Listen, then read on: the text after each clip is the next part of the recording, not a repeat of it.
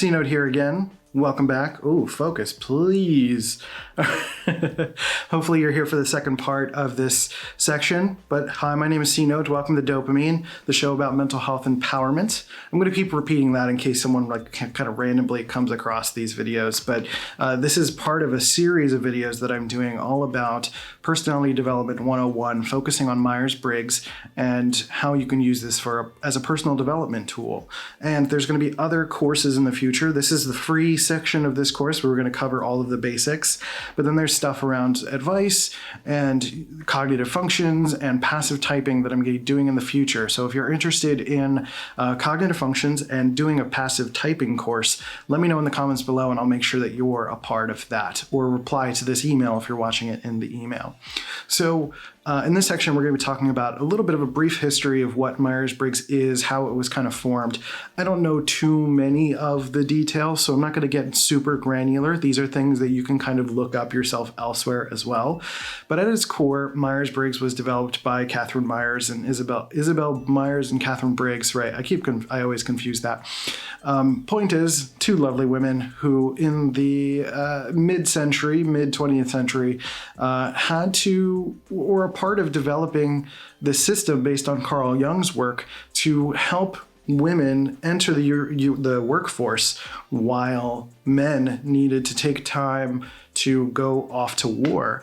And at the time, women weren't working really as much, if at all. So basically, the hirings had to happen based on the merits of personality as opposed to experience and all of the typical things. So this was a way of sort of doing job placement as a method of understanding someone's personality type. So they took this idea of Carl Jung's archetypes through his work.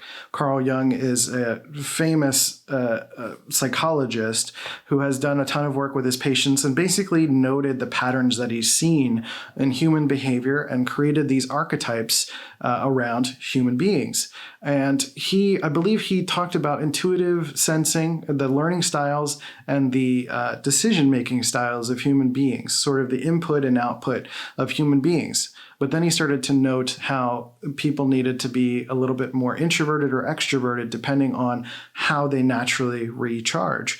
So he added the introvert-extrovert side of things. I believe, I'm not 100% positive, but I know Catherine Myers at the Briggs ladies, Myers and Briggs, they added the judger-perceiver part to the end of it all to denote how people show up to the world. Because at the beginning of it all, which we'll talk about as we go along, everyone is introverted and extroverted. So not an ambivert, that you're not both, but you're one or the other depending on the given situation. And your preference, your natural subconscious preference for your type is what denotes your type. So me as an INTP, my preference is to spend more time on my own. That's how I get an energetic recharge the most, is by being on my own and doing things myself and making decisions myself. I'm doing this, my partner's not here. I don't film videos when she's here. For some reason, I can't do it. So I film these videos on my own. And I get the most recharged by myself. So for me as an introvert, that's what that means. And I believe Carl Jung's archetypes were loosely based on astrology and other things in the past, but not necessarily in terms of the data. He used the archetypes in terms of descriptions and sort of slotted things in. But as far as I know, things like astrology are a little bit tricky because, the astrological signs have changed based on the way the Earth is tilted over the past few hundred years and all of that stuff. There's more data and specifics around that. I'm making myself sound real dumb by saying it this way, but I promise there's actual information around that. The idea is that even though the archetypes were derived from descriptions of astrological signs and spaces, there's also other ancient data that's been taken from arts, literature, spirituality that have been attempts at describing the brain and the way that different people show up. And I think the point is that we've all had, I mean, I don't know about you. You can tell me in the comments below, but from when I was younger, I had this kind of instinct that everyone's a little bit different. And not just from an individual sense, but there's a commonality between different types of people. And it hasn't been obvious how to place that. It wasn't until I came across Myers-Briggs that it became more obvious to me how that's the case. And even within Myers-Briggs type, there are kind of variations and subtypes of people. And again, individuality is important to honor as a part of all of this. But generally speaking, understanding that there's 16 types has been really valuable for me to confirm that kind of feeling that I've had. And I think that's why people love astrology so much, is like there is this inherent feeling or understanding that there are different types of people, that there's patterns between the different types of people that exist out there. So before psychology was basically an industry, which like psychology is fairly young, psychology used to be art, literature, expressions of creating characters, right? So you create characters based on archetypes, based on their journey, based on who they become. And you think about that in ancient spiritual teachings and stuff like that, the attempts to identify these individual pieces of who people are. So this might be frustrating if you're someone that is looking for the actual sort of linear data.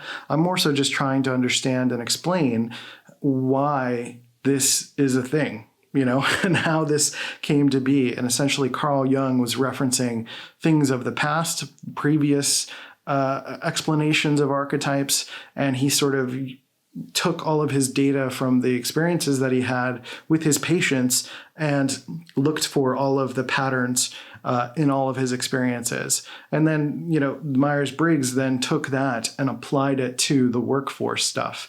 And even to modern day, Myers-Briggs has been most notably used in the workforce to kind of help teams calibrate to each other, to get people to work together in certain ways or to understand each other and to be productive.